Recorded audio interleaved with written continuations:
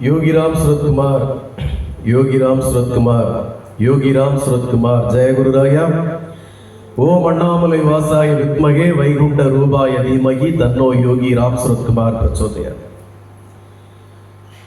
எல்லாமல்ல எம்பெருமான் கலியுகத்திலே கண்கண்ட தெய்வம் அகிலாண்ட கோடி பிரம்மாண்ட நாயகர் பகவான் யோகி ராம் சூரத் குமாருடைய பரம கருணையிலே நிறைந்திருக்கக்கூடிய நமது அன்பான பக்தர்களே,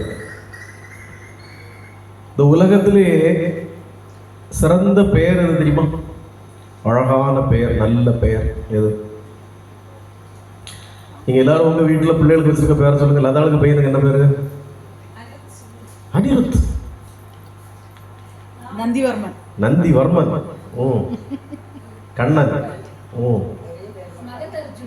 மகத் அர்ஜுன். வேற உலகத்திலே சிறந்த பெயர் என்ன பெயரா இருக்கும்? ராமாவா? சரி, வேற கிருஷ்ணாவா? வேற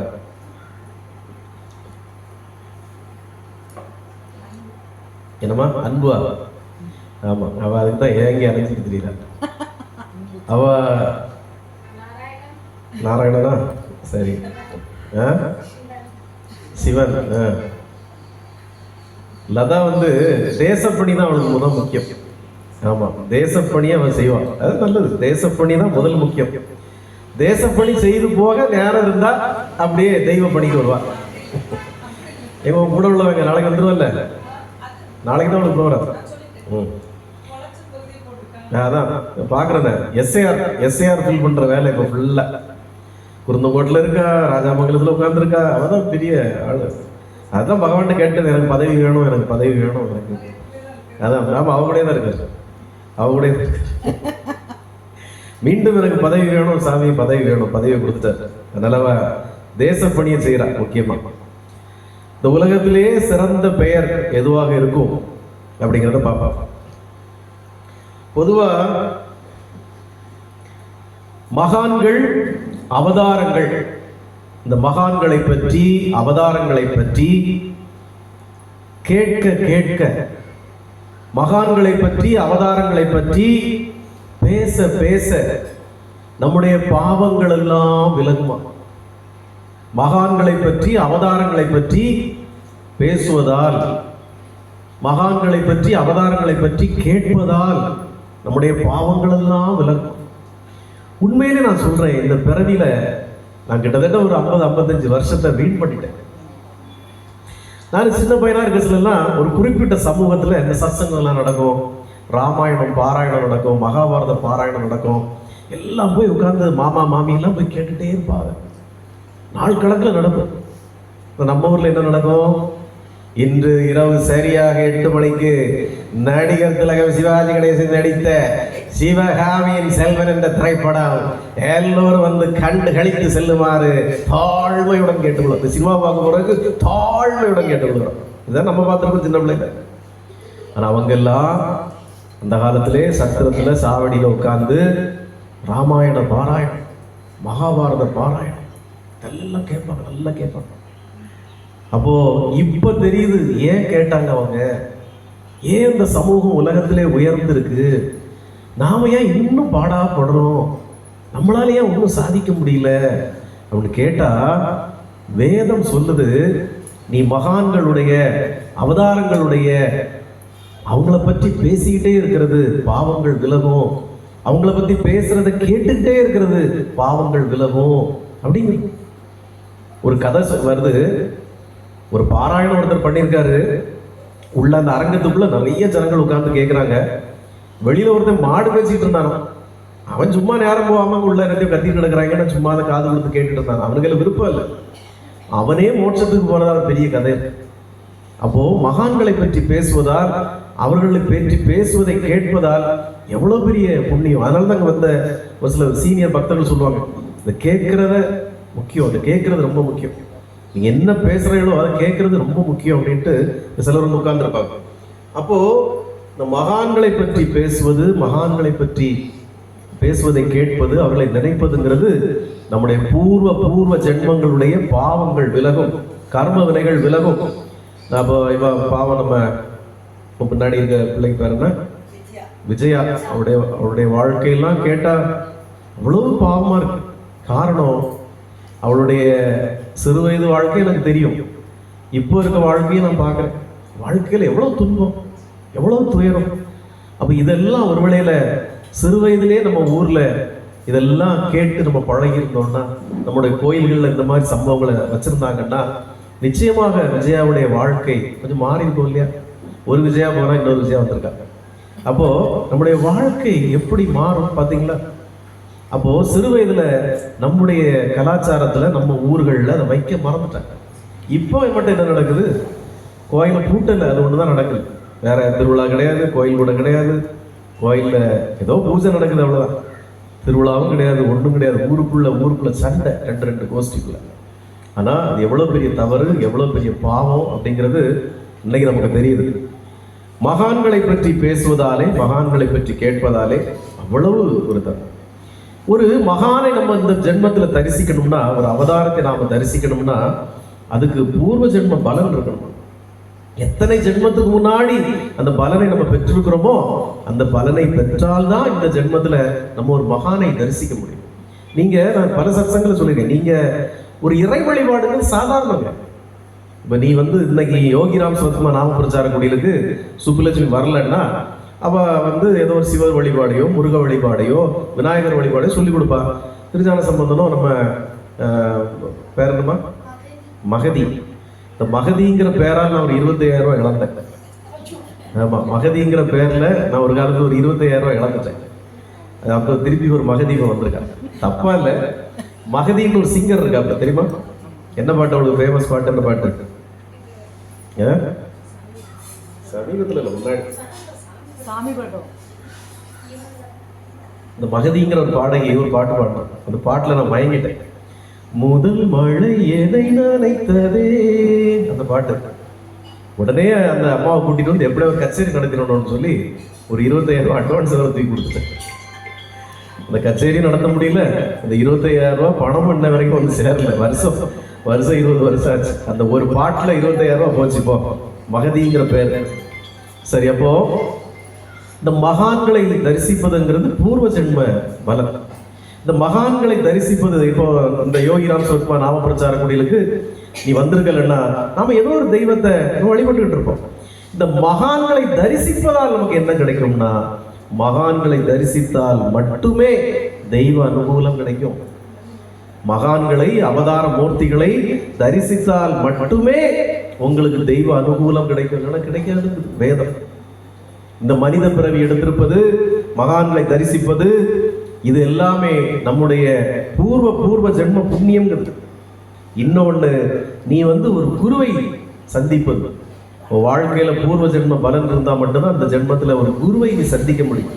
அந்த குருவை வழிபடுவது, குருவை சந்திப்பது என்பது பூர்வ ஜென்ம புண்ணியம். நம்முடைய வாழ்க்கையில பல பேர் குருவாக வருவாங்க, வந்து போவாங்க. ஆனா நமக்கு இவங்க தான் குருன்னு நினைப்போம். ஆனா ஒரு நாள் நமக்கான குரு நிச்சயமா வருவார். சுவாமி யோகிராம் சரத்குமார் கூட காசியில இருந்தப்போ வேற ஒரு குருகிட்ட தான் போனார். அவரு அந்த பாபா சொன்னார், நான் உன்னுடைய குரு இல்ல, தெற்கே உன்னுடைய குரு இருக்காரு.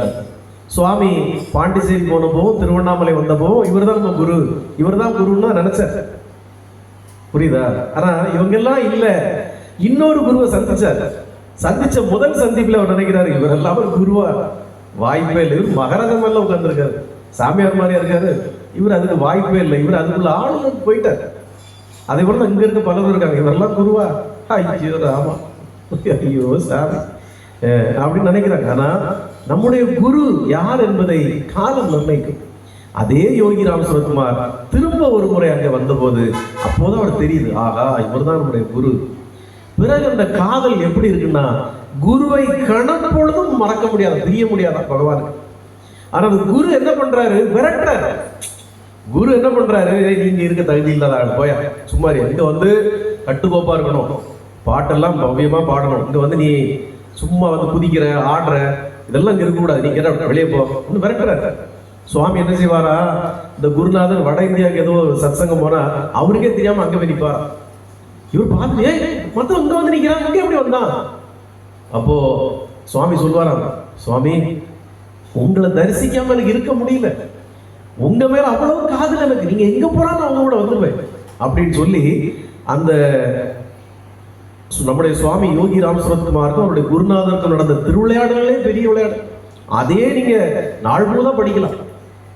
குருநாதர் யாரு? பப்பா ராமதாஸ். அவரை அவர்கிட்ட முதல் தடவை போனதுல இருந்து இறுதியாக பப்பா ராமதாஸ் வெளியே வந்தது வரைக்கும் நடந்த சம்பவங்களை படிக்கிறதே பெரிய சுவராசு, பெரிய சுவராசு. இன்னைக்கு அந்த பப்பா ராமதாஸுடைய ஆசிரமத்துல சுவாமியுடைய படம் இருக்கான்னா ஒரே ஒரு படம் இருக்கு, அது ஒரு கதவுக்கு பின்னால் லேசா மாட்டி வச்சிருக்காங்க. அவங்க வைக்க மாட்டாங்க. அவங்க இன்னும் பகவான் யோகி ராம் சுரத்குமாரை பெருசா ஏற்றுக்க மாட்டாங்க. அவங்க அப்படி ஒரு இது. ஆனா அவங்க என்ன நினைக்கணும்னா, பப்பா ராமதாஸுக்கு கோடிக்கணக்கான சீடர்கள் இருந்தாங்க. எவ்வளவு சீடர்கள் இருந்தாங்க, இன்னைக்கு இருக்கிறாங்க, அன்னைக்கு இருந்தாங்க, லட்சக்கணக்கான சீடர்கள் இருந்தாங்க. இந்த மாதிரி குழந்தைகள் எல்லாம் ஒரு ஆலமரம் இருக்கு, அந்த ஆலமரத்துல வெட்ட வெளியா இருக்கும். அப்போ அந்த காலத்துல அந்த ஆலமரத்துக்கு அந்த குழந்தைகள் எல்லாம் உட்கார வச்சு பப்பா ராமதாஸ் இங்க ஒரு தலையணை, இங்க ஒரு தலையணை, காலுக்கு ஒரு தலையணை எல்லாம் வச்சிருப்பார். வச்சு அப்படியே ஜமீன்தார் மாதிரி உட்கார்ந்துருப்பார். வெள்ளை சட்டை, வெள்ளை வேஷ்டி வெட்டி, நல்ல ஃபுல் ஷேவிங் பண்ணி ஜமீன்தார் மாதிரி உட்கார்ந்துருப்பார். பார்த்தா சாமியார் மாதிரி இருக்காரு. ஆனா அவர் தீட்சை கொடுத்ததுல எத்தனை பேர் சாமியானாங்க? ஒண்ணு அங்க இருந்த அந்த அம்மா, இன்னொன்னு யாரு? நம்ம சாமி மட்டும்தான், வேற யாருமே தேரலையே. நம்முடைய சுவாமி தான் தெய்வமானார். அப்போ குருவை சந்திப்பது, குருவை தரிசிப்பது, குருவை வணங்குவதுங்கிறது எல்லாரும் தான் செய்வாங்க, கோடிக்கணக்கான ஜனங்க செய்வாங்க. ஆனா அந்த இடத்துல நீங்க அந்த மாதாஜியாக நம்ம உருவாகிறோமா, பகவான் யோகி ராம் சுரத்குமார் நம்ம உருவானோமா அப்படிங்கிறதா முக்கியமோ ஒழிய, இங்க இன்னும் இன்னைக்கு நீங்க 50 பேர் இருக்கிறீங்க, காலப்போக்கில் நாளைக்கு 100 பேர் வருவாங்க, நாளை கழிச்சு 100 பேர் வருவாங்க, காலப்போக்கில் இன்னும் பல ஆயிரம் ஜனங்களுக்கு வரலாம். ஆனா எத்தனை பேர் அந்த குருவால் நாம வாழ்க்கையில் என்ன பெற்றோம், சாதித்தோம், அதுதான் முக்கியம். அதுதான் நமக்கு வாழ்க்கையில் முக்கியம். எப்படின்னா இந்த குரு என்ன பண்ணுவாராம்னா, நீங்க ஒரு குருநாதர் நீங்க வழிபடுறீங்க. ஒரு குரு கிட்ட நீங்க எப்படி இருக்கணும்னா, வீட்டில் இந்த மாதிரி மகதி இருப்பா, மகதி பெரிய பிள்ளை, அவன் திருஞான சம்பந்தம் இருக்கான். நமஸ்காரம். திருஞான சம்பந்தம் இருக்கான், 2 பேரும் இருக்கிறாங்க. நம்ம அஜித் குமார் இருக்காரு வீட்டில், அருண்குமார், அஜித் குமார் இருக்காரு. அவர் ஆஃபீஸ் கிளம்பிட்டு இருக்கிறார். அவர் ஆஃபீஸ் கிளம்புறதுல அவர் காலையில் கிளம்புவார்னு தெரியும். நம்ம திருஞான சம்பந்தம் சின்ன குழந்தையா இருக்கிறான்னு வைப்போம். மகதி பெரிய பிள்ளை. இந்த குழந்தை காலையிலேருந்தே அந்த அப்பாவுக்கு அவர் குளிக்க போகிறா துண்டை பிடிச்சிட்டே தெரியும். அப்பா கிளம்ப போறாரு, அப்பா அப்பான்னு சொல்லுவோம். பாத்ரூமில் போனால் பாத்ரூமை தட்டும். அவர் குளிச்சுட்டு வெளியே பேண்ட் போட்டால் பேண்டை பிடிச்சி இழுத்துக்கிட்டே நிற்கும். அப்படிதான் நிற்காது, உங்கள் வீட்டில் நிற்காது, வேற வீட்டுக்குள்ள நிற்கும். பேண்டை பிடிச்சி இழுத்துட்டே இருக்கும். சாப்பிட உட்காந்து அங்கே போய் அழுதுகிட்டே இருக்கும். கடைசியில் டையெல்லாம் கட்டி பேக்கெல்லாம் எடுத்துட்டு வெளியே கிளம்புது, அப்பவும் அழுதுகிட்டே இருக்கும். இந்த குழந்தைய அப்பா என்ன பண்ணுவார், வாசல் பக்கத்தில் வந்த உடனே ஒரு கையில் வச்சிருக்க பேகை கீழே வச்சுட்டு அந்த குழந்தைய அப்படி தூக்கிடுவார். அந்த குழந்தைய தூக்குனா அந்த குழந்தை எப்படி இருக்கும், தப்புன கையில் அவரோட உயரமா இருக்கும். இப்போ அருண்குமார் நம்ம திருஞான சம்பந்தம் தூக்குனா, திருஞான சம்பந்தம் அவரோட உயரமா இருப்பாங்க, அவரோட உயரமா தான் இருப்பாங்க. அப்போ குரு அப்படிதான் தூக்குவார். நம்முடைய சுவாமியை நீங்க விடாம அப்படியே பின்னால் அழுதுகிட்டே இருந்தீங்கன்னா, பின்னால தொல்லை பண்ணிக்கிட்டே இருந்தீங்கன்னா, அவர் ஒரு நாள் உங்களை தூக்கிடுவார். தூக்கத்துல நீங்க அவரோட உயரமா இருப்பீங்க. ஆனா உயரமா இருக்குங்கிறதுக்காக அப்பா ஆயிர முடியுமா, அவராக முடியுமா? முடியாது. நம்ம குழந்தை தான். ஆனா குரு உங்களை உயர்த்துவது, அவருடைய நிலையை விட உங்களை உயர்த்துவார். அப்படிதான் உயர்த்துறாரு, அப்படிதான் உயர்த்துறாரு சாமி. சாமி இருக்கணும், அவர் பாட்டுக்கிட்டு பாருங்க, யாரையும் கண்டுக்க மாட்டார், அவர் யாரையுமே கண்டுக்க மாட்டார். ஆனா இன்னைக்கு இருக்க குருவெல்லாம் என்ன பாடுபடுத்துறாங்க, நம்மள என்ன பாடுபடுத்துறாங்க, காப்பி ரைட்ஸ் வாங்கிடுறாங்க, நீங்க யாரும் தொடக்கூடாதுங்கிறாங்க, என்ன பாடுபடுத்துறாங்க. குரு தன்னை விட உயர்த்துறாரு. ஆனா நல்ல குழந்தையா இருந்தா கார்ல ஒரு ரவுண்டு கொண்டு போவாரு, கொஞ்சம் ஒரு மாதிரி அட்டகாசம் பண்ணி கீழே விட்டு போயிடுவார். சரி நின்று அவ்வளவுதான், கீழே நின்று நான் கிளம்புறேன்னு போயிடுவார். பகவான் இப்படிதான் தன்னுடைய பக்தர்களை உயர்த்துவார், நிலை உயர்த்துவார். அதனால நாமளும் அந்த குழந்தை மாதிரி சுவாமியை விடாம பிடிச்சிக்கணும். வேஷ்டி நுனியோ அவருடைய டவலையோ எதையோ ஒன்று பிடிச்சுக்கணும், பற்றி கொள்ளணும், அப்படியே பலமா பற்றி கொள்ளணும். ஏன் அப்படி பற்றி கொள்ளணும்னா, அந்த நாமத்தின் மகிமையை நம்ம பற்றி. சுவாமி என்ன சொல்றாரு, நாமத்தின் மகிமையை சொல்றாரு. நாமத்துல என்ன மகிமை, என்ன மகிமை? உங்களுக்கு உடம்புல ஏகப்பட்ட நோய், ஒவ்வொரு நோய்க்கும் ஒரு காரணம் இருக்கு, அப்படிதானே இருக்குல்ல? இப்போ நவீன விஞ்ஞானம் என்ன சொல்லுது, உங்களுக்கு முட்டு வலி இருந்தா அதனுடைய பிரச்சனை என்ன, உங்களுக்கு ஒரு தோல் வலி இருந்தா என்ன பிரச்சனை, வயிற்றுல தீராத புண்ணு இருந்தா என்ன பிரச்சனை, இது எல்லாமே ஒரு நியூட்ரிஷன் குறைபாடு. உங்களுக்கு மெக்னீசியமோ கால்சியமோ ஏதோ ஒன்று இல்லை, ஏதோ உங்க உடம்புல நியூட்ரிஷன் குறைபாடு இருக்கு, அதனால உங்களுக்கு ஒவ்வொரு பிரச்சனையா வருது. அப்போ நம்மளுடைய விட்டமின்ஸ் எல்லாம் சரியா நம்ம சாப்பிட்டுட்டு இருந்தோம்னா கரெக்டா. அதனாலதான் அந்த காலத்துல டெய்லி ஒரு உணவு வச்சிருப்பாங்க. ஒரு நாள் களி, ஒரு நாள் கேப்பை, ஒரு நாள் அரிசி சாதம், ஒரு நாள் உளுந்து, ஒரு நாள் அது இதுன்னு டெய்லி ஒரு வகைகளை வச்சிருக்கோம். வாரத்துல 7 நாளும் ஒவ்வொரு மெனு இருக்கும். இன்னைக்கும் சில ஒரு குறிப்பிட்ட சமூகத்துக்கு போனீங்கன்னா டெய்லி ஒரு காய்கறி வச்சிருப்பாங்க. இப்போ உங்களில் எத்தனை பேர் மீன் குழம்போ மீன் கறியை வச்சுட்டு கூடவே ஒரு கீரையோ ஒரு அவியலோ வைக்கிறீங்க சொல்லுங்க. ஒருத்தர் வைக்க மாட்டீங்க, வைக்கிறீங்களா? அப்படியா? எனக்கு தெரிஞ்சு பல வீடுகளில் வெறும் மீன் குழம்புனா மீன் குழம்பு தான், அதுக்கு மேலே வேற ஒன்றும் கிடையாது. ஆனால் அந்த மீன் குழம்போ மீன் கறியோ நீங்கள் சாப்பிட்டாலும் கூடவே அவியலோ ஒரு கீரையோ ஒரு கேரட்டோ ஏதோ ஒரு பீன்ஸோ ஏதோ கண்டிப்பாக ஒரு காய்கறி இருக்கணும். அதுபோல் 10 நாளைக்கு ஒரு தடவையாவது அகத்திக்கீரை, 10 நாளைக்கு ஒரு தடவையாவது பாவக்காய், இந்த மாதிரிலாம் சாப்பிடணும். அப்படின்னா நியூட்ரிஷன் குறைபாடு வராது. இந்த நாமத்தின் மகிமையை பற்றி வேதம் என்ன சொல்லுதுன்னா, நம்முடைய குற்றம் குறைகள் நமக்கு நிறைய குறைகள் இருக்கு. என்னதான் வேண்டுனாலும் நம்முடைய குறைகள்லாம் தீரல. அப்ப இந்த மாதிரி nutrition deficiency, nutrition deficiency, vitamin deficiency. அப்ப இதெல்லாம் என்ன ஆகும்னா, அங்க ஒரு பழம் இருக்கு, நாமம்ங்கிற ஒரு பழம் இருக்கு. அந்த பழத்துல எல்லா விட்டமின்ஸும் இருக்கா. Vitamin ABCD EFGH IJK MNOP QRST UVW XYZ, இவ்வளவு விட்டமின்ஸ் அதிலே இருக்கா. இவ்வளவு விட்டமின்ஸ் மினரல்ஸ் எல்லாமே அந்த பழத்துல இருக்கா. அந்த பழத்தினுடைய சாறை எடுத்து நீங்க நாமம் என்கிற அந்த பழச்சாறை எடுத்து நீங்க அருந்தினால் உங்க உடம்புல இருக்கக்கூடிய எல்லா விட்டமின்ஸ் டெபிஷியன்சியும் நியூட்ரிஷன் குறைபாடும் போயிடும். இது வேதம் சொல்லுது, நாம சொல்லல, வேதம் சொல்லுது. அப்போ இந்த நாமத்தின் மகிமை அவ்வளவு தூரம் இருக்கு. மகாபாரத போரின் முடிவுல பீஷ்மர் பல உபதேசங்களை பண்றார். பீஷ்மர் எத்தனை நாள் அம்பு படுக்கையில இருந்தார்? அம்பு படுக்கையில இருந்தாருல பீஷ்மர் தான் இருந்தாரு. வேற யாரும் இருந்தாங்களா? துரியோதனன் இருந்தாரா? நாளை கழிச்சு குயிஸ் ப்ரோக்ராம் இருக்கு, யாரெல்லாம் பரிசு வாங்குறீங்கன்னு தெரியல. நல்ல அழகான கிஃப்ட், சூப்பர் கிஃப்ட். 12 கேள்வி 12 பரிசு. ராமாயணம், மகாபாரதம், பகவத்கீதை, இந்த 3ல இருந்தும் 12 கேள்விகள் கேட்கப்படும். டீச்சர் இப்போ கேள்வியெல்லாம் ரெடி பண்ணி வச்சிருக்காங்க. கொஸ்டின் பேப்பர் லீக் ஆகிடக்கூடாது. என்கிட்ட தான் இருக்கு கொஸ்டின் பேப்பர். அவங்க நடத்துவாங்க, கேள்வி நடத்துவாங்க. யார் யார் பதில் சொல்றீங்களோ உடனடி பரிசு. இப்போ எப்படி நாம எழுதி 50 ரூபா உடனே வாங்கிட்டாப்லையோ அதே போல உடனடி பரிசு. இங்கெல்லாம் வெயிட்டிங்லாம் கிடையாது, உடனே கேட்டா உடனே கிடைக்கும், அவ்வளவுதான். பீஷ்மர் உபதேசம் பண்றார். தன்னுடைய மரண படுக்கையிலே அம்பு படுக்கையில இருந்து உபதேசம் பண்றார். பீஷ்மருடைய உபதேசத்தை யாரெல்லாம் கேட்கிறா? யாரெல்லாம் கேட்டாமா? சண்டைக்காரன் பகைக்காரங்க எல்லாம் கிடையாது. துரியோதனா கூட்டமும் கேட்குது, பாண்டவர் கூட்டமும் கேட்குது, கூடவே கிருஷ்ணனும் கேட்கிறாரு. கிருஷ்ணனும் கேட்கிறாரு, அந்த உபதேசத்தை கேட்கிறாரு. நீங்க இங்க நிறைய பேருக்கு இவர் என்ன சொல்றது நம்ம என்ன கேட்கறது அப்படிங்கிற ஒரு எண்ணம் இருக்கு. இவர் பெரிய ஆளா இவர் பேசுவாரா, நம்ம எல்லாம் உட்காந்து கேட்கணுமா? வேற வேலை சொல்லு, குருஜி எனக்கு கிளம்புறேன் வீட்டுக்கு போனது, யாரா நீங்க விபூதியை தாங்க நான் கிளம்புறோம், அப்புறம் நீங்க உட்காந்து எதையும் கதை கொடுங்க, நான் போறேன். நிறைய பேர் இருக்கிறாங்க. ஆனா பீஷ்மருடைய உபதேசத்தை கிருஷ்ணர் கேட்டாரா?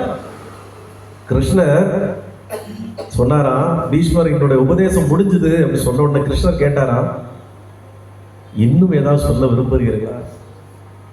நீங்க சத்சங்கம் முடியுதுன்னா குறிச்சு இன்னும் கொஞ்சம் ஏதாவது பேசுங்க, சொல்லு, இன்னும் ஏதாவது சொல்ல விரும்புகிறீர்களா? கிருஷ்ணர் கேட்டாரா? பீஷ்மர் யோசிச்சுட்டு, ஆமா கிருஷ்ணா, ஒரு விஷயம் சொல்லணும். என்ன சொல்லுங்க? உன்னுடைய நாமத்தை, உன்னுடைய பெயரை சதா உச்சரித்து கொண்டே இருக்க வேண்டும், அது என்னுடைய உபதேசம் தான். ஒரு மனுஷன் 10 நாள் அம்பு படுக்கையிலே இருந்து தண்ணீர் இல்லாமல் உணவு இல்லாமல் முழுக்க அம்பின் படுக்கையிலே இருக்கிறவன் மரண தருவாய் ஒரு உபதேசம் பண்றான். அந்த உபதேசம் எப்படி இருக்கும்? நம்முடைய கோர்ட் என்ன சொல்லுது? மரண தருவாயில் ஒரு வாக்குமூலம் கொடுத்தா அதுக்கப்புறம் அப்பீலே கிடையாது. எனக்கு இவன் தான் காரணம், இந்த நிக்கல இவன் தான் எனக்கு வந்து இந்த சாவு காரணம், நான் ஒரு உறுதிமொழி கொடுத்துட்டான்னா கோர்ட்ல அப்புறம் நோ என்கொயரி, முடிஞ்சு போச்சு. அதே போல மரணப்படுக்கையிலே பீஷ்மர் சொல்லுகிறார், கிருஷ்ணா உன்னுடைய நாமத்தை சொல்லிக்கொண்டே இருக்கிறேன், நாம ஜெபம் செய்து கொண்டே இருக்கிறேன். கிருஷ்ணர் அதுக்கு பிறகு உடனே கேட்டார், இன்னும் ஏதாவது இருக்கா கேட்டார். அதுக்கு கதைக்குள்ள போக வேண்டாம். அப்ப இந்த நாமத்தின் மகிமை, நாம ஜபத்தின் மகிமையை நீங்க புரிஞ்சுக்கணும். நாம ஜபத்தின் மகிமைங்கிறது சும்மா விளையாட்டு இல்ல, பேச்சுக்கு சொல்லல. இந்த நாம ஜபத்தின் மகிமை என்ன சொல்லுமா, மகா பாவியாக இருந்தால் கூட உன்னை நல்லவனாக மாற்றுமா. சுசிலாக்காக 2வது பையன் எப்படி இல்லாம தெரிஞ்சாங்க, ஏதோ தெரிஞ்சோ தெரியாம 2 நாளுக்கு வந்தான், பாதம் பூஜை பண்ணாங்க, வந்து இருப்பான். இப்ப பாருங்க வேற லெவல்ல போயிட்டான். இப்ப அதை மறந்துட்டான், அப்புறம் அதெல்லாம் மறந்துட்டான். கொஞ்ச நாள் வந்து நான் எப்பங்க அன்னதானம் வைக்கணும், நான் எப்பங்க சாப்பாடு பண்ணணும் சொல்லுங்க, இப்ப நாளைக்கு பண்றவா அப்படின்னு கேட்டுட்டு இருந்தான். அப்புறம் இப்ப ஆளே காணும். இப்ப ஆளு சும்மா அஜித் குமார் மாதிரி நல்ல டை எல்லாம் போட்டு ஜாப் தெரியலாம். அப்போ அந்த நாமத்தின் மகிமை ஒரு பாவியாக இருந்தால் கூட, நான் அவனை சொல்லல, பாவியாக இருந்தால் கூட உங்களை வந்து ஞானியாக மாற்றும் நாமத்தின் மகிமை. அதனாலதான் வேதம் சொல்லுது, பஜகோவிந்தம் பஜகோவிந்தம் பஜகோவிந்தம் மூடமதே. என்ன சொல்லுது? பஜகோவிந்தம் பஜகோவிந்தம் பஜகோவிந்தம் மூடமதே. அந்த நாமத்தின் மகிமையை விட்டுக்கிட்டு நம்முடைய ஜனங்க என்னெல்லாமோ செய்து தெரியுது. இந்த வேதங்கள் நமக்கு சொல்லிக்கூடிய நாமங்கள் சிலவை தான். உடனே கேட்பாங்க, சாமி நாமத்தை சொல்லணும்னு சொல்றீங்க, அப்ப நாங்க அந்த சாமிக்கு நாமத்தை சொல்லட்டுமா? சொல்லிக்கோ. இல்ல இந்த சாமிக்கு நாமத்தை சொல்லட்டுமா? சொல்லிக்கோ. எந்த நாமம் பிடிக்குதோ சொல்லு. மதுரையில ஒருத்தர் கூட இப்ப அப்படிதான் பிரச்சாரம் பண்ணிட்டு தெரியுறாரு. சாமி ஏதோ ஒரு நாமத்தை சொல்ல சொன்னார், ஏதோ ஒரு நாமமா. ஏன் ஸ்டான்லின்னு ஒரு பேர் இருக்கு, ஜோசப்னு ஒரு பேர் சொல்லிக்கிட்டே இரு. Joseph Joseph Joseph Joseph Joseph Joseph Joseph சொல்லிக்கிட்டே இரு. சொல்லு, ஏதோ ஒரு நாமத்தை சொல்ல சொன்னார். வேதம் சொல்லுகிறது 3 நாமங்களைத்தான் நீ சொன்னால் பலன் உண்டு. இப்பதான் நான் முதல்ல கேட்ட கேள்விக்கு வர, 3 நாமத்தை நீ சொன்னால்தான் உனக்கு பலன் உண்டு. வேற எந்த நாமத்துக்கும் பலன் உண்டானா கிடையாது. உனக்கு பிடிச்ச பொம்பளை பிள்ளைங்க பேர சொல்லிக்கிட்டே இருக்கலாம். நடராஜன் சொல்லிக்கிட்டே இருப்பா, ஸ்ரீபிரியா ஸ்ரீபிரியா ஸ்ரீபிரியா ஸ்ரீபிரியா ஸ்ரீபிரியா ஸ்ரீபிரியா சொல்லிக்கிட்டே இருக்கலாம். சுப்புலட்சுமி வீட்டுக்காரர் சொல்லலாம், அஜித் குமார் சுப்புலட்சுமி சுப்புலட்சுமி சுப்புலட்சுமி சுப்புலட்சுமி. அவர் பாய் சொல்லலாம், வரலட்சுமி வரலட்சுமி வரலட்சுமி வரலட்சுமி சொல்லிக்கிட்டே இருக்கலாம். லதாக்கா வீட்டுக்காரர் சொல்லலாம், லதா லதா லதா. அப்போ இதெல்லாம் சொன்னா பலன் உண்டான்னா பலன் இல்லை. 3 நாமங்கள் தான் வேதங்கள் சொல்கிறது. ஒன்று ராமநாமம், எல்லாருக்கும் தெரியும். ராமநாமத்தை மிஞ்ச ஒரு நாமம் இல்லை. இன்னொன்று கிருஷ்ணநாமம், கிருஷ்ணருடைய நாமமும் மிக புனிதமான நாமம். இன்னொன்று சிவநாமம், சிவனும் நாமத்தை உச்சரிக்கக்கூடிய பெயர் சிவநாமம். அப்போ இந்த உலகத்திலே சிறந்த பெயர் எதுவா இருக்க முடியும்? சிவராம கிருஷ்ணன். சிவராம கிருஷ்ணன், இந்த பேர் ரொம்ப நல்ல பேர். இன்னைக்கு என்ன பேர் வைக்கிறாங்க எல்லாரும்? என்ன பேர் வைக்கிறாங்க? Anirudh, Ruth Ruth Anirudh. அந்த பேரின் முடிவு எல்லாம் நிறைய இருக்கு. அனிருத் ஊத்து அப்படிலாம் வைக்க கூடாது, அப்படிலாம் வைக்க கூடாது. சிவராமகிருஷ்ணன் மிகச்சிறந்த பெயர்களில் ஒன்று சிவராமகிருஷ்ணன். அப்போ பகவான் யோகிராம் சுரத்குமார், ஏன் யோகிராம் சுரத்குமார்ங்கிற நாமம் கலியுகத்தின் நாமம் சொன்னாரு? ஏன் சொன்னாரு? சிவராமகிருஷ்ணனே சொல்லுங்கன்னு சொல்லியிருக்கலாம், சிவராமகிருஷ்ணன் சொல்லுங்கன்னு சொல்லலாம். சுவாமி சொல்கிறார், ஒரு யுகத்திற்காக வந்த அவதாரத்தின் பெயர் அந்த யுகத்திற்கான ராம அவதாரம். அந்த யுகத்திற்கான நாமம் ராமநாமம் சொல்லலாம், எப்போனா சொல்லலாம். ராமநாமத்தை நீங்க ஒண்ணு புரிஞ்சுக்கோங்க, அது ராமனுக்காக உண்ட நாமம் இல்லை. ராமன் அவதாரம் எடுக்கிறதுக்கு முன்னாடியே அந்த நாமம் இருக்கு, பல தடவை சொல்லிட்டோம். ஆனா கிருஷ்ண நாமம் கிருஷ்ணர் வந்ததால் சொன்னது, அதுக்கு முன்னாடி இந்த பெயர் கிடையாது. கிருஷ்ணனுடைய நாமம். சிவன் இந்த பிரபஞ்சம் தோன்றப்பவே அவர் இருக்கார், ஆதி யோகியாக, அவர் யோகியாக இருக்கிறார். அந்த நாமம் அன்னைக்கே இருக்கு. அப்போ சிவன், ராமன், கிருஷ்ணன், இந்த 3 உச்சரிக்க வேண்டிய பெயர்கள். இப்ப பகவான் யோகிராம் சுரத்குமார் என்ன சொல்றாரு? இந்த நாமம் பகவான் யோகிராம் சுர ராமநாமத்தை தான் சொன்னார். ஆனா அவர் சொல்றார், என்னுடைய குருவின் பாதத்தில் அந்த ராம் சுரத்குமார் குன்வர் இறந்து விட்டார். அப்போ இந்த யோகி ராம் சுரத்குமார் என்பது இந்த உடல் அல்ல, இந்த உயிர் அல்ல. இந்த யோகி ராம் சுரத்குமார் என்பது என் தந்தையின் நாமம், என் தந்தையின் பெயர். அவர் இந்த கலியுகத்திலே உங்களுக்காக ஒரு நாமத்தை அருளி இருக்கிறார். யாரு? என் தந்தை. எந்த நாமத்தை சொன்னால் என் தந்தை வந்து உனக்கு அருள் புரிவார்னு ஆதென்டிகேட்டடா சொல்றாரோ, உத்தரவு மாதிரி என் பேரை சொல்லுப்பா, அவர் வந்து அருள் புரிவார். தந்தையும் அவர்தான். அவர்தான் சிவனுடைய அம்சம், அவர்தான் ராமனுடைய அவதாரம், அவர்தான் கிருஷ்ணருடைய அவதாரம். ஆனாலும் my father will come and bless you சொல்றாரு. அப்போ என் பேரை சொன்னா நடக்கும் அப்படின்னா அந்த பேருக்கு ஒரு கெத்து இருக்கணும்ல. அப்போ சிவராம கிருஷ்ணனுக்கும் யோகி ராம் சுரத்குமார்ங்கிற பேருக்கும் என்ன பொருத்தம் இருக்க முடியும்? அந்த ஒரு பேரிலே 3 நாமங்கள் மட்டுமல்ல, சகல தெய்வத்தின் நாமங்கள் அடங்கியிருக்கு. யோகி சிவன், ராமன், சுரத்குமார்ங்கிறது எல்லா தெய்வங்களுடைய புத்திரர்களும், எல்லா தெய்வங்களும் அது அடங்கும். சிவன், ராமன், எல்லா தெய்வங்களுடைய பெயரை அடக்கிதான் பகவான் சொன்னார் யோகி ராம் சுரத்குமார் என்கிற பெயர். நான் ஏற்கனவே ஒரு அகத்தியர் கதை சொன்னேன், உங்களுக்கு முன்னாடி ஞாபகம் இருக்கும். யாருக்கு ஞாபகம் இருக்கு சாமி? அதெல்லாம் அந்தந்த நேரத்தோட நீங்க இந்த ஆப்பம் வடகறி எல்லாம் போடுறீங்களா, சாப்பிட்டா அது அப்படியே அடியில் போயிடுது, அப்புறம் அது அடுத்த நாள் வெளியே போயிடுது, அப்புறம் அது எங்கிட்ட உள்ள ஸ்டோர் ஆக வாய்ப்பே இல்லை. ஒரு அகத்தியர் நாடி ஜோதிடம் பார்க்கிற, அகத்தியரை குலதெய்வமாக வழங்குகிற, அகத்தியரை மட்டுமே வணங்குகிற ஒருத்தர் இருந்தார். அகத்திய நாடி ஜோதிடம் பார்க்கிறவர், அகத்தியரோடு பேசுகிறவர். இப்போ அகத்தியர் கூட நிறைய பேர் பேசுறாங்க, நீங்க பார்த்தது இல்லையா யூடியூப்ல? டிங் டிங் டிங் டிங் டிங் டாங், டிங் டிங் டிங் டிங் டிங் டாங், டிங் டாங், டிங் டிங் டிங் டிங் டிங் டாங். அதெல்லாம் பார்க்கலையா நீங்க? பார்த்துருக்கீங்களா? பார்த்தது இல்லையா? கரெக்டா சொல்றாருப்பா. இங்க எப்போ மழை வரும், எப்போ வெயில் அடிக்கும், உங்க அக்காவை தங்கச்சி வராங்க. இங்க எங்க மழை வரும், எப்போ வெயில் அடிக்கும், கரெக்டா சொல்றாரு. அகத்திய நாடி ஜோதிடத்துல சொல்றாரு டிங் டிங் டிங் டிங் டிங் டாங், அது சொல்றாரு, கரெக்டா சொல்றாரு. அப்போ அந்த அகத்தியரை இதே போல குலதெய்வமாக வணங்குகிற ஒருவர் சென்னையில இருந்தாரு. அவருக்கு ஒரு பையன் இருந்தான். அந்த பையனுக்கு திடீர்னு உடல் உபாதைகள், நிறைய உடல் உறுப்புகள்லாம் இயங்க முடியாத ஒரு மிகப்பெரிய சிரமத்துக்கு ஆளானா. உடனே அவர் அகத்தியர்கிட்ட போய் முறையிடுறாரு. அகத்திய பெருமானே, நான் உலகத்துக்கே குறி சொல்றேன், உலகத்துக்கே நாடி ஜோதிடம் சொல்லுகிறேன், எனக்கு ஏன், என் பிள்ளைக்கு ஏன் இந்த நிலைமை, என் பிள்ளைக்கு ஏன் இவ்வளவு பிரச்சனை அப்படின்னு அகத்தியர்கிட்ட விடாமல் ஜெபம் செய்து அகத்தியரை விடாமல் பற்றி கொண்டு அழுத போது, அகத்தியர் எப்படி டிங் டிங் டிங் டிங் டிங்டாங் அப்படின்னு பேசினாரோ அதே போல இவருக்கும் நீ போய் சிவனை வழிபடு அப்படின்னு ஒரு உத்தரவு கொடுத்தார். இவர் சிவனை தானே வழிபடணும், இந்த வழிபடுறேன்னு சொல்லி நேர சிதம்பரத்துக்கு போனாரு, திருவண்ணாமலைக்கு போனாரு. சிவனுடைய பஞ்சபூத ஸ்தலங்களுக்கும் அவர் போய் வணங்கினார். வணங்கிட்டு இப்ப என் பையன் சரியாயிருவான்னு வந்தார். சரியாச்சா? அந்த கதையை நான் கேட்ட மாதிரி இல்லை சாமி. அன்னைக்கு வந்தனா வரலையா? அன்னைக்கு எதுவும் உங்கள்கிட்ட சண்டை போட்டு வீட்டில் இருந்துட்டனோ, வரலையோ? அப்போ அந்த பையனுக்கு உடல் உபாதைகள் சரியாகவில்லை. உடனே அந்த அகத்தியர் மேல இவருக்கு ஆத்திரம் வருது. நீங்க தானே சிவன் கோயிலுக்கு போக சொன்னீங்க, நீங்க தானே சிவனை வழிபட சொன்னீங்க. நான் இப்போ எல்லா சிதம்பரம், திருவண்ணாமலை போன்ற 5 பஞ்சபூத ஸ்தலங்களுக்கும் போய் நான் வழிபட்டுட்டேனே, என் பிள்ளைக்கு இப்போ ஒரு விமோசனம் இல்லையேன்னு அவர் அழுத போது ஒன்றும் உத்தரவு வரல.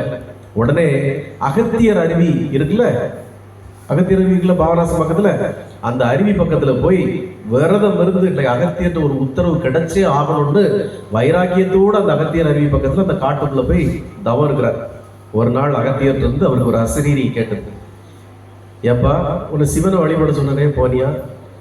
என்ன சாமி சொல்றீங்க? நான் சிவனை தானே வழிபட்டேன், எல்லா கோயிலுக்கும் போனேன். எங்கெல்லாம் போனேன்? சிதம்பரம் போனேன், திருவண்ணாமலை போனேன். திருவண்ணாமலை போனியா? அம்மா போனேன், அங்க போய் சிவனை வழிபட்டேன். எங்க போய் வழிபட்டேன்? அங்க பெரிய கோயில போய் வழிபட்டேன், சிவனை வழிபட்டேன். அப்போ அந்த அகத்தியர் சொன்னாரா, அட பாவி, திருவண்ணாமலையிலே சிவன் சன்னதி திரு வீட்டுல அமர்ந்து இருக்காரப்பா, நீ அதை விட்டுக்கிட்டு அங்க போறீங்க அப்படின்னா. உடனே அலறி துடித்து சன்னதி திரு வீடு எங்கெங்க இருக்குன்னு கேட்டது. சன்னதி திரு வீடுன்னா திருவண்ணாமலையில் ஆட்டோ டிரைவர்ல இருந்து முறுக்கு விற்கிறவன், கடலை விற்கிறவனுக்கு அன்றைக்கே தெரியும். சன்னதி திரு வீடுவா, நம்ம சாமி அங்க இருக்காங்கல்ல அப்படின்னா. ஓடி போய் சாமியை பற்றி கொண்டார். சாமி யோகி ராம் சுரத்குமார் அவரை பார்த்த உடனே கேட்டாரா, என்ன அகத்தியம் வர சொன்னானா கேட்டார். அகத்தியம் வர சொன்னானா கேட்டார். அப்ப சிவன் எப்படி விறகு வெட்டியாக வந்தாரோ, சிவன் எப்படி ஒரு புலவர் வடிவிலே வந்தாரோ, சிவன் எப்படி மண்வெட்டவர் வேடத்தில் வந்தாரோ இதே போல இந்த கலியுகத்திலே அந்த பிச்சாண்டவர், பிச்சேஸ்வரன், பிச்சைக்கார ரூபத்தில் வந்தவரே பகவான் யோகிராம் சரத்குமார். இதை விட ஒரு அவதாரம் இருக்கவே முடியாது. அதனால தான் நான் சொல்லுவேன், எல்லா சாமிகளையும் நீங்க கொண்டாடலாம். மகதியும் திருஞான சம்பந்தனும் போய் ஒரு கிப்பி வச்சிருக்க ஒரு ஆளை போய் கொண்டாடிட்டு இருக்க, என்ன பாட்டுலாம் பாடுது அந்த பிள்ளை. இங்க வந்தா பாம்பரும் ஊமை மாதிரி உட்காந்துருக்கு. அங்க போய் என்ன அழகா பாட்டு பாடுது. 1000 பேர் முன்னால பேர் நல்ல பாட்டெல்லாம் பாடுதாங்க. வீடியோ பார்க்குறோம். இங்க வந்தா ஒன்றும் பாட மாட்டேங்குது. அப்போ அந்த அளவுக்கு அவங்க கிரியேட் பண்றாங்க. சந்தோஷம் இருக்கு. இந்த பிள்ளைகள்லாம் பழிக்கடே அங்கே போய் கிடக்குதுங்க, பஜனைக்கு போகுதுங்க, அது பண்ணுதுங்க. நம்மளால செய்ய முடியலையே. எத்தனை நாள் நம்மளும் கத்துறோம், குழந்தைகளை கூட்டிட்டு வாங்கம்மா. எல்லா குழந்தைங்களும் இங்க முள்ளெல்லாம் வெட்டி போடுது வழியில. முள்ளை வெட்டி வழியில போட்டுறது. எதுக்கு போற இப்ப நீ இங்க இரு, வேற வேலை இல்லையா உனக்கு அப்படின்னு இங்க பிள்ளைகள்லாம் முள்ளை வெட்டி போடுது. அங்க அப்படி இல்லையே. அங்க எல்லாம் பஜனைக்கு போகுதுங்க, தங்கி கிடக்குதுங்க. அந்த பையன் தங்கியே அங்க இருக்கிறான், தங்கி இருக்கிறான், பஜனை பாடுதுங்க, பாட்டு பாடுதுங்க. உண்மையிலே நம்மளோட அவங்க நல்ல ஒரு டேலண்ட், நல்ல டேலண்ட் இவங்க அட்ராக்ட் பண்றாங்க. நமக்கு என்னதான் கரடியா கத்துனாலும் குத்துப்பாட்டுலாம் போட்டு பாடினாலும் ஒன்றும் வாய்ப்பு இல்லை.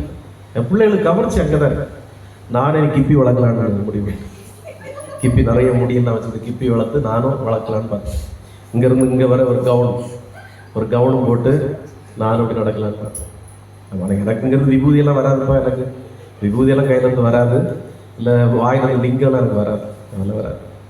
சரி, அது நம்ம யாரையும் குறை சொல்கிறது இல்லை, அது ஒருவருடைய பிராப்தம்.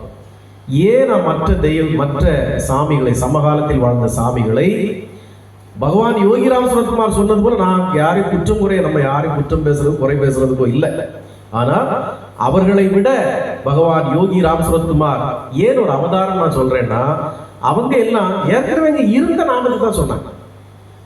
ராமான்னு சொல்லுவாங்க, முருகான்னு சொல்லுவாங்க, விநாயகான்னு சொல்லுவாங்க, நமச்சிவாயன்னு சொல்லுவாங்க. இதைத்தான் சொல்லிட்டு போனாங்களே ஒழிய எந்த சாய்பாபாவும் எந்த பாபாவும் உங்களுக்கு ஒரு புதிதாக ஒரு நாமத்தை வழங்கவில்லை. ராமனை போல, கிருஷ்ணனை போல ஒரு நாமத்தை வழங்கியவர், இந்த கலியுக நாமத்தை வழங்கியவர் பகவான் யோகிராம் சரத்குமார். அதனாலதான் சொல்லுவோம், இவர் அவதாரம். ஒரு அவதாரம் தன்னை எங்கேயுமே நிரூபிக்க வேண்டிய அவசியம் இல்லம்மா. நான் ஒரு அவதாரமாக்கும், நான் கடவுளாக்கும் அப்படின்னு சாமி எங்கேயுமே தன்னை போய் சொன்னதில்லை. ஆனா அவங்கெல்லாம் சொன்னாங்க, நானே பிரம்மரு, நேரே கிருஷ்ணரு, நேனே ராமரு. எப்படி சொன்னாரடா? నేనే రామరు, నేనే కృష్ణరు, నేనే శివరు, నేనే కామాక్షమ్మరు, నేనే.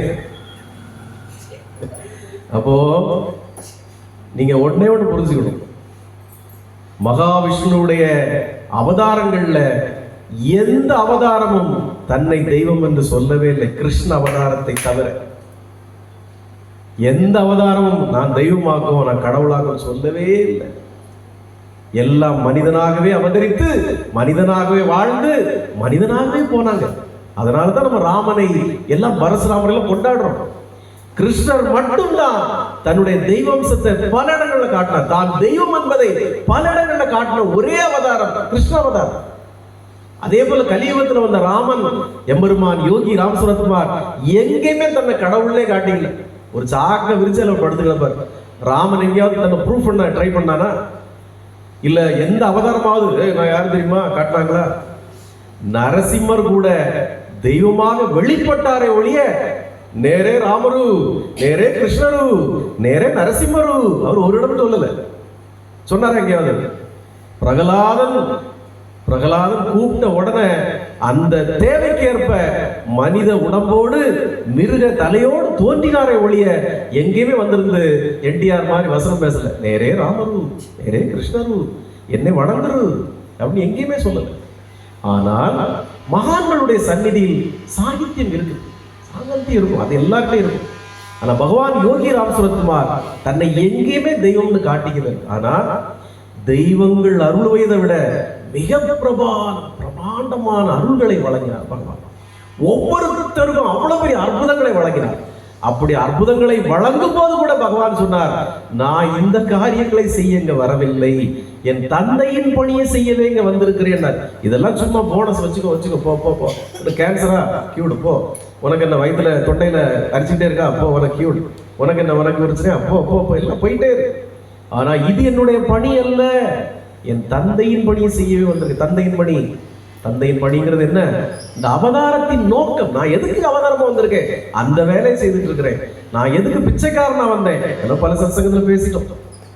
அப்போ பகவான் யோகி ராம் சுரத்குமார் இந்த கலியுகத்திலே நம்மை காக்க அவதரித்த தெய்வம், நம்மை காக்க வந்த கருணா மூர்த்தி, இந்த கலியுகத்திலே கண்கண்ட தெய்வம். அவரே கிருஷ்ணர், அவரே ராம். நம்ம சொல்லணும் அதை, அவரே கிருஷ்ணர், அவரே ராமர், அவரே சிவன். இத பல இடங்கள்ல அவர் உணர்த்தினார். அவர் உணர்த்தினார். எப்படி உணர்த்தினார்? நம்ம சொன்ன ஒரு பக்தர் திருப்பதிக்கு போயிட்டு வர சாமி, நான் திருப்பதிக்கு போயிட்டு வரேன். போயிட்டு வா, அங்க போய் அவர்கிட்ட கேளு, திருவண்ணாமலையில ஒரு பிச்சைக்காரன் இருக்கானே, அது யாருன்னு கேளுன்னு சொன்னாரு. அங்க போறப்ப என்ன உத்தரவு கிடைச்சது அவருக்கு? நேனுதா நேனுதா நேனுதா, நான் தான் நான் தான் நான் தான். திருப்பதி ஏழுமலையானே, அங்க இருக்கிற பிச்சைக்காரன் நான் தான். இப்போ நம்ம பக்தர்கள்லாம் நிறைய பேர், சாமி நாங்கள் திருப்பதிக்கு போறோம், வேன்லாம் புக் பண்ணிட்டோம், வண்டியெல்லாம் புக் பண்ணி போகாம இருக்கணும், திருப்பதிக்கு போறோம். திருப்பதி எம்பெருமானே எங்க இருக்காரு? பெருமாளே எங்க இருக்காரு? வாரி வாரி வழங்குகிற வள்ளல் எங்க இருக்காரு? ஏன்ட்டு கேட்பாங்க, நீங்க ஏங்க ஒரு இடம் போறதில்லை? கடவுளே அவரு ரஜினிகாந்த் சொன்ன மாதிரி தெய்வமே நம்ம பக்கம் இருக்குடா, அப்புறம் நான் ஏன்டா அங்க போறேன்? நான் எல்லாமே எம்பெருமான் யோகி ராம் சுரத்குமாரை சரக்கு வலையில வச்சுக்கிட்டு நான் அங்கிட்டு போய் அலைஞ்சு தெரிஞ்சேன்னா பைத்தியகாரம் போயில, அவர் அங்க இருக்காருன்னு எங்கடா அலைஞ்சு தெரியுறேன்னு கேட்பான். எல்லாமல்ல ஏக பரம்பொருள் பகவான் யோகி ராம் சுரத்குமார் அப்படி கருணை வடிவோடு இங்க இருக்கிறப்போ எனக்கு வேற எங்க போனோம்? நான் யாரும் எந்த கோயிலுக்கு கூட நான் தடுக்கிறதுக்காக சொல்லுது. நீங்க ஒரு தெய்வத்தை பற்றி பிடிங்க.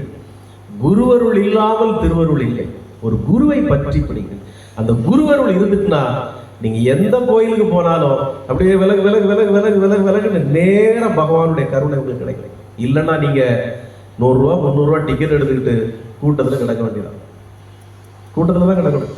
நம்ம டர்ன் அன்னைக்கு வரும், நீங்க காத்திருக்க வேண்டியதான். குருவருள் இருந்தால் திருவருள் நிச்சயம். ஒரு குருவை பற்றி பிடித்தால், ஒரு குருவினிடம் தீட்சை பெற்றால் தெய்வ அருள் நிச்சயம். ஏன்னா நம்முடைய வேதம் சொல்கிறது குரு இல்லாமல் அருள் இல்லை.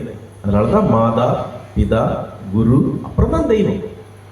எந்த தெய்வமும் உனக்கு நேரடியாக வந்து வரம் கொடுக்காது. அந்த காலத்துல எல்லாரும் முதல்ல பிரம்மாவுடைய நாமத்தை சொல்லி தான் தவம் இருப்பான். ராவணனா இருக்கட்டு, சூரனா இருக்கட்டு, இல்லைன்னா பிரகலாதனுக்கு அப்பாவா இருக்கட்டு, எல்லாருமே பிரம்மாவை தான் வழிபடுவாங்க.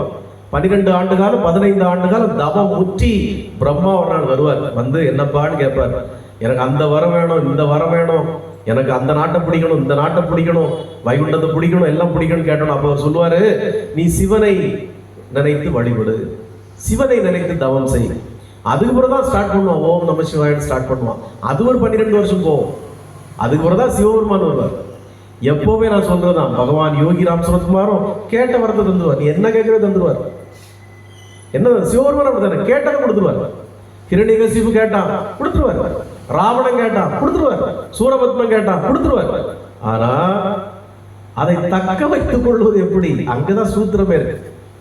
இறைவன் நீங்க உருக்கமா 12 ஆண்டுகள் 24 ஆண்டுகள் நீங்க தவம் இருந்தீங்கன்னா கேட்ட வரத்தை அருள்வாங்க. அதெல்லாம் அந்த யுகத்துல நடந்தது. நம்ம 4 யுகங்கள் பிரிச்சு பேசுறோம். இந்த கலியுகத்திலே நம்முடைய வேதம் சொல்லுகிறது, பகவான் சொல்லுகிறார், இந்த கலியுகத்திலே எந்த தவமும் தேவையில்லை, எந்த விரதமும் தேவையில்லை, எந்த தவமும் தேவையில்லை, உருண்டு கொடுக்கிறது நடந்து போறது ஒண்ணுமே தேவை. என்கிட்ட கேட்டா இப்பெல்லாம் நீங்க திருவண்ணாமலைக்கு போகாம இருக்கிறது நல்லது. இப்போ 4 நாள்ல திருவண்ணாமலையில 100 டன் குப்பை எழுதுவாங்க. 100 டன் குப்பை. சாப்பாட்டை வாங்கி தட்டோட எரிச்சு கண்டதை தின்னு அதில் துப்பி ஒண்ணுக்கு இருந்து அப்படி பண்ணி தண்ணி பாட்டில குடிச்சிட்டு அதை போட்டு குப்பை 100 டன் குப்பை. நட பாவிங்களா, நீ யாரை வழிபட போறிய அந்த சிவன் இந்த சாலை வழியாக தானடா நகர்வில் வருவார். அந்த சாலையை நீ இப்படி பண்றீங்க. நான் காலையில் ஒரு வீடியோ ஸ்டேட்டஸ்ல வச்சிருந்தேன். ஜப்பான்காரன் ரோட்டையே சர்ஃப் போட்டு துடைக்கிறான். ரோடை துடைக்கிறான்ப்பா, தூத்து பெருக்கல. அவன் சாலையை தன்னுடைய அலுவலகத்துக்கு முன்னாடி வீட்டோட ரோட்டை துணி போட்டு துடைக்கிறான்ப்பா. ஆனா நீ நடக்கிற சாலையை கூட சுத்தமா வச்சுக்க மாட்டேங்கிற. உன்னுடைய தெய்வம் வரக்கூடிய சாலையும் சுத்தமா, அதுலதான் துப்புற, அதுலதான் இந்த இதுக்குள்ள ஒண்ணு வைக்கிறாங்களே, இந்த உதட்டுக்குள்ள ஒண்ணு வச்சுட்டு அதை துப்புற. ஒரு அன்னப்பிரசாதம் வேண்டான்னு போக மாட்டான், அதையும் வாங்கி லேச நக்கி பார்த்துட்டு இது நல்ல துறப்படும் அப்படி போட்டு போறான். ஒருத்தர் சொன்னார், திருவண்ணாமலையில கிரிவலம் போறது நீங்க தெய்வத்தை பார்க்க முடியுமா அப்படின்னா எங்கிட்டு பாக்குறது? இப்போ ஒரே அண்ணாமலை படம் வந்தது 87லயோ 90லயோ அந்த படம் வந்தாலும் வந்தது. ஒரே அவர் சொன்னாரு, இது இந்த திருவண்ணாமலை சிவன் மீது சத்தியம்னாரு. உடனே பிடிச்சிட்டாரு. டேய், தலைவரே சொல்லிட்டாரா திருவண்ணாமலை இன்னும் இருக்கு. அன்னைக்கு பிடிச்சது. எல்லாரும் கிரிவலம் போறாங்க. கிரிவலம் எப்படி போறான்? முதல்ல என்ன லிங்கம் ஸ்டார்ட் ஆகும்? இந்திரலிங்கம். இந்திரலிங்கம் தாண்டின உடனே மச்சான் அது ஒரு புரோட்டா கடை வந்து பார்த்துக்கோ, சூப்பராக இருக்கா புரோட்டா, பீச் புரோட்டா. அப்படி 2 புரோட்டா போட்டு போவோம். நேராக பீச் புரோட்டா, 2 பீச் புரோட்டா. அப்படியே அங்கே தள்ளி போதில் மாப்பிள்ள அதில் காளான், அப்படி பெப்பர் போட்டு தருவாம்பாரு காளான், சூப்பராக இருக்கும் மாப்பிள்ள, சாப்பிட்டு போ. அப்படி அங்கே போய் பெப்பர் காளான். அடுத்து அங்கிட்ட அப்படியே தள்ளி போகிறோம் மாப்பிள்ள. இங்கே அந்த 65 ஒன்று இருக்குது பார்த்தியா, அது என்னது காலிஃப்ளவர் 65 நச்சுருக்கும். போன தடவை சாப்பிட்டோமா சாப்பிடும். அங்கிட்டு போய் ஒரு காலிஃப்ளவர் ஃப்ரை. அடுத்து அப்படியே போய் இளநி குடிப்போம் மாப்பிள்ள, நல்ல வயர் இளநி குடிப்போம். அடுத்து அப்படியே போய் தள்ளி போய் மாப்பிள்ள ஒரு டீயை போடுவோம்டா, நல்ல ஒரு டீயை போடுவோம் மாப்பிள்ள. ஆக மொத்தம் திருவண்ணாமலை கிரிவலம் சுற்றி வரதுக்குள்ள பிரசவ லெவலிக்கு வயர் வந்து மாப்பிள்ள பாத்ரூம் இருக்கா பேர் எங்கேயாவது முதல்ல பிரசவத்தை டெலிவரி பண்ணிடுவோம். அவ்வளோத்தையும் டேய் வாரியார் சாமிகள் சொல்லுவார், நீ கிரிவலம் போச்சுல ஒவ்வொரு எட்டுலையும் நீ ஒன்னொன்னா விடணும்டா. உன்னுடைய ஆசைகளை, உன்னுடைய கோபங்களை, உன்னுடைய கவலைகளை, உன்னுடைய எல்லாத்தையும் ஒவ்வொரு கிலோமீட்டருக்கு ஒன்னொன்னு நீ விட்டுக்கிட்டே போகணும். அதுதான் கிரிவலம். வா விபூதி எடுக்கும். அப்ப கிரிவலம்ங்கிறது என்னன்னா, நீ ஒவ்வொன்று நடக்க நடக்க நடக்க நடக்க நீ ஒன்னொன்னையா திறந்துகிட்டே இருக்கணும், விட்டுக்கிட்டே இருக்கணும்.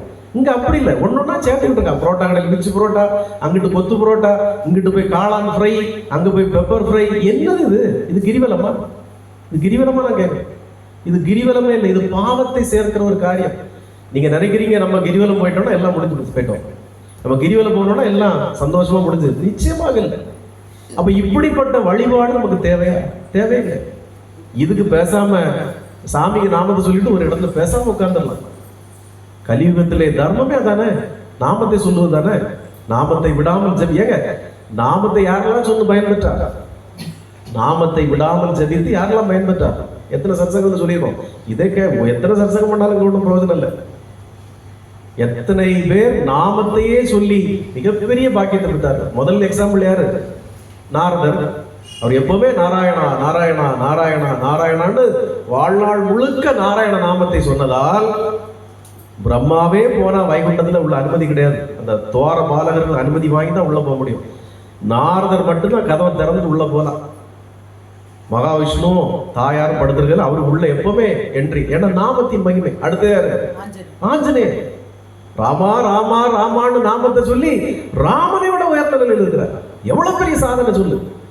ராமன் கூட அழுதுருக்கான், என்று லக்ஷ்மணன் கூட அழுதுருக்கான். ஆஞ்சநேயர் எங்கேயுமே அழுதுதாகவோ பயப்பட்டதாகவோ சரித்திரமே கிடையாது. நாமத்தை பற்றி கொண்டால் அழுகை இல்லை, கவலை இல்லை, சங்கடம் இல்லை. அதுக்கு மேல என்ன? நான் போன சசங்கத்தில் சொன்னேன், ராமன் எல்லாரும் வைகுண்டத்துக்கு கூப்பிட்டு போறேன் வாங்க, என்னோட அவதாரம் முடிஞ்சுனப்போ ஆஞ்சநேயர் வரலன்ட்டார். எனக்கு அங்க என்னங்க வேலை? அங்க ஏதாவது ராமாயணம் பாடுவீங்களா? ராமநாமத்தை யாராவது பாடுவீங்களா? வைகுண்டத்துக்கு போன எவன் பாடுவான்? ஒருத்தரும் பாட மாட்டான். இங்க பாடுவாங்க, சரக்கு வழியில் பாடுவாங்கல்ல. நான் இங்கே உட்காந்துறேன். ஸ்ரீராமா ஜெய ராமா ஜெய ஜெய ராமா. சாமி அழகா பாடுறது. இந்த பாட்டை சாமி தான் பாட்டேன், அழகா பாடு. வேற எங்கேயுமே இந்த இது பாட மாட்டாங்க. ஸ்ரீராமா ஜெய ராமா ஜெய ஜெய ராமா. சாமி பாடுவார். ஜெய ஜெய ராமா ஜெய ஜெய ராமா. சாமி பாடுவார். என்ன அழகான நாமம். சாமி அழகா பாடுவார். இந்த பாட சொல்லி சொல்லுவார், எல்லாரும் பாடுங்க அப்படின்னு சொல்லுவார். எல்லாரும் பாடுங்க அப்படின்னு சொல்லுவார்.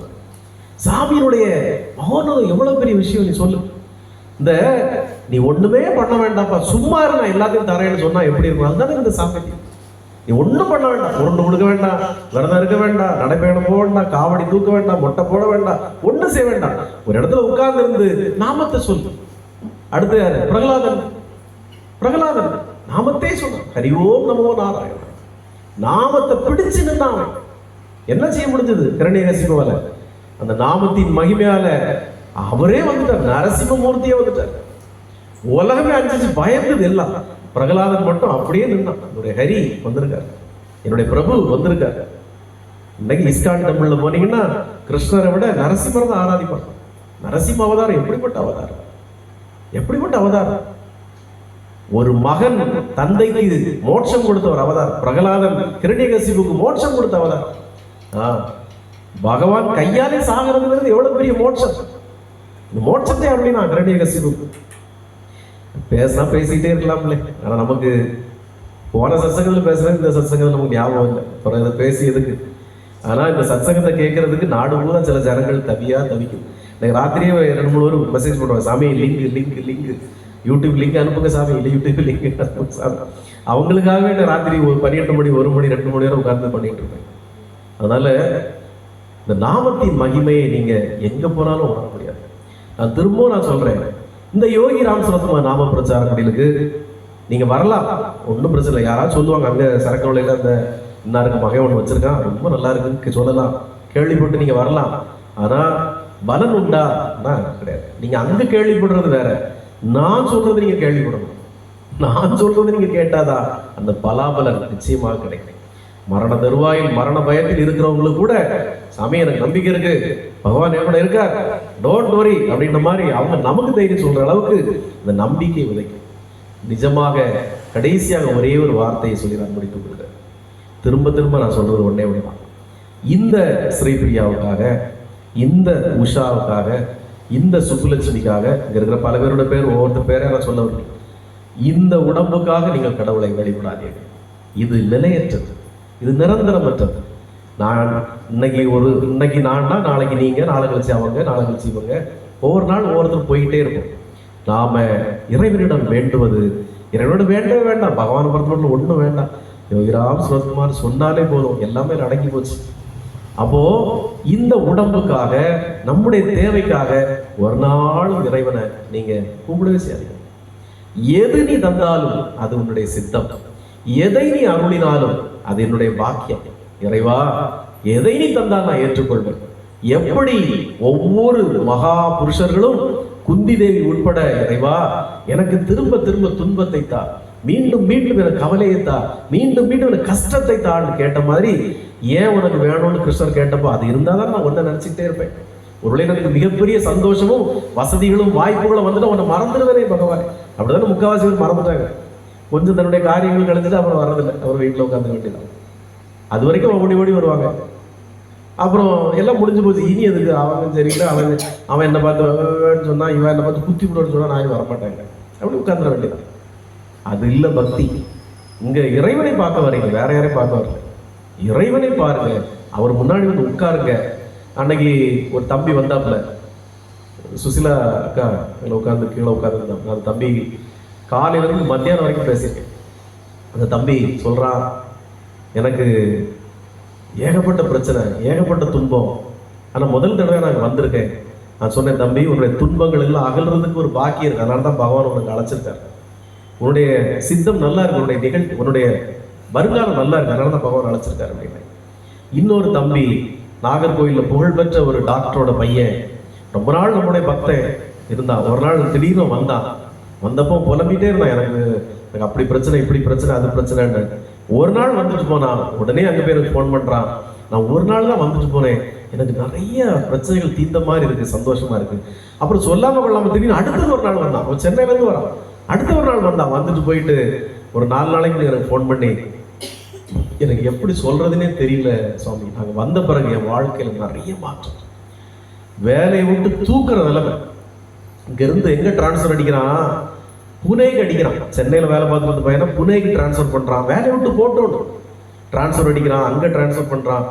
சில கம்பெனிகள் உங்களை டைரக்டா டெர்மினேட் பண்ணாங்க, நீங்க வேலையை நீங்களே விட்டுட்டு போற அளவுக்கு எல்லா டார்ச்சரும் பண்ணுவான்.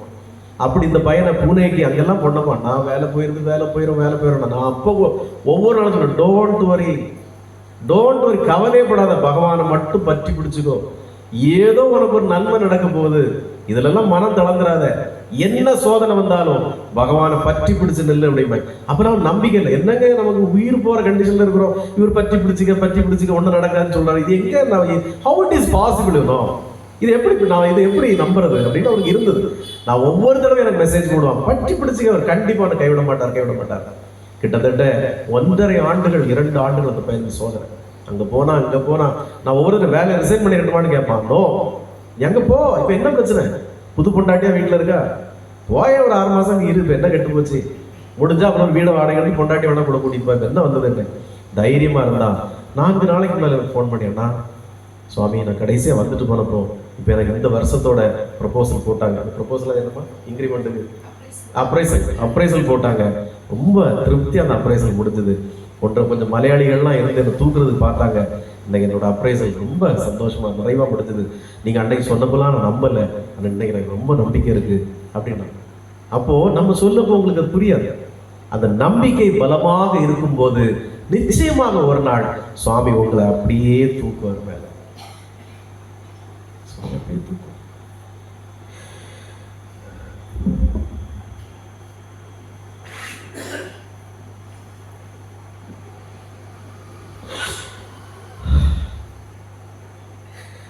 பகவான் உங்களை அப்படி தூக்குற வரை நீங்க காத்திருக்கணும். விடாம அவரை பிடிச்சு நிச்சயமாக உங்களை வரலாடு தூக்கம். அவரை விட நீங்க